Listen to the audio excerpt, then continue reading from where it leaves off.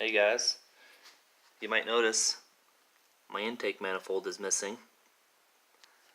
After I did my boost leak test, I just figured I'd go ahead and just pull the intake manifold off, and I thought about doing a how-to video on it, but there's just way too much stuff going on, and I don't want to make it sound complicated because it's really not.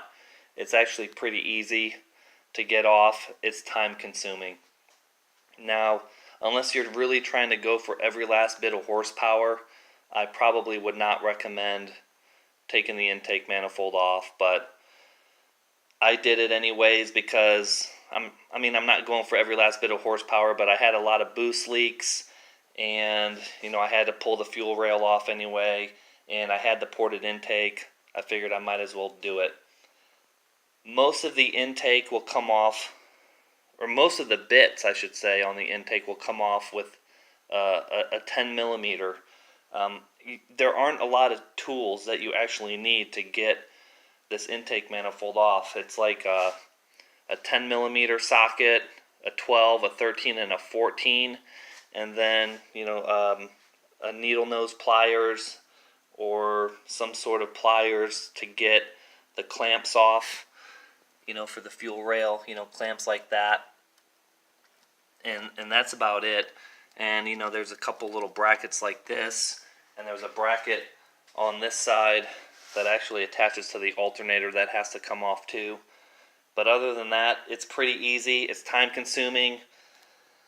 So other than that, I just had no place to set the camera up to get good angles on what I had to do.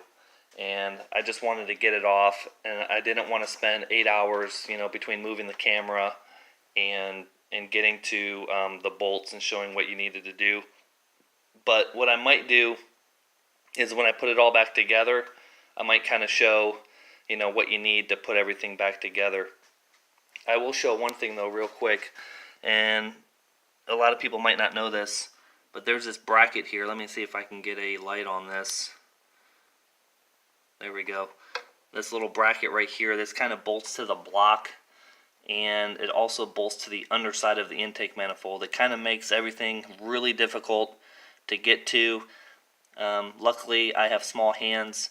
I can get back down in there. If you got bigger hands, it might kind of be a pain in the butt. But this bracket is kind of in the way of some of the intake manifold bolts. One thing I am happy about though with this with Mitsubishi is I was actually a little worried about when I ported out my intake manifold on the runners.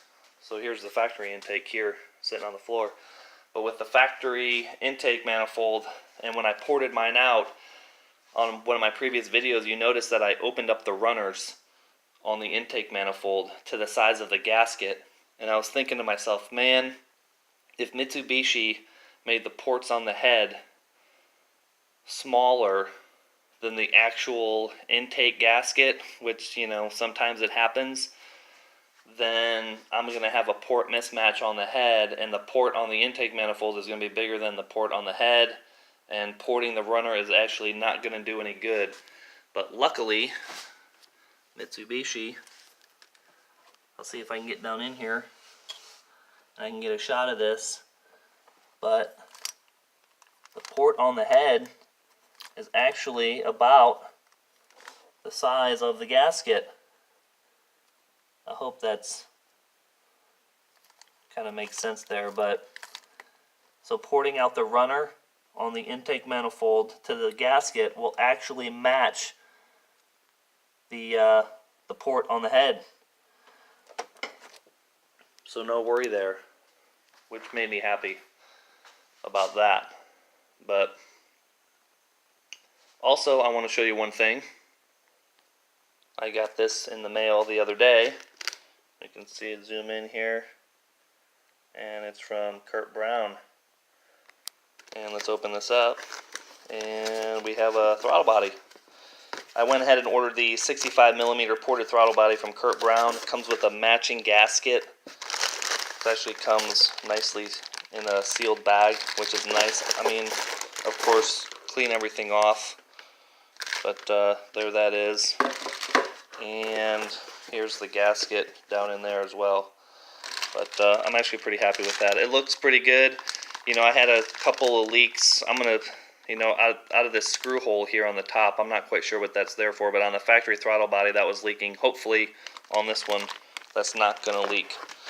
Once I get the intake manifold back on there, I will do another boost leak test to make sure that there are no leaks out of the throttle body and no leaks out of the intake manifold and the fuel injector O-rings. And once I verify that, it's pretty much off to the dyno at that point. And we'll see what she lays down. I think I'm going to do a dual tune map, 193 octane, 1 E85, and the goal is 450 wheel horsepower, which I think I can do it pretty easily. Alright guys, that was it. I just kind of wanted to show you what I was doing here, and we'll get the intake manifold, the new one, bolted back on, which I'll show you real quick.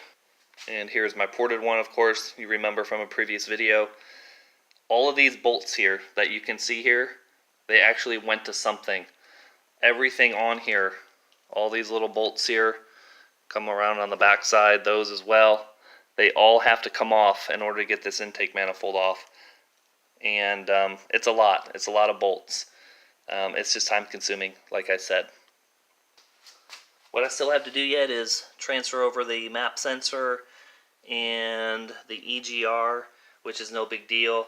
And I'm gonna clean up the fuel rail and paint some things on the fuel rail. I have a new fuel rail, but the fuel pressure regulator I want to paint and clean up, and I'm gonna get all the rust and stuff off of these bolts here, and I'll just clean everything up when I put it back together.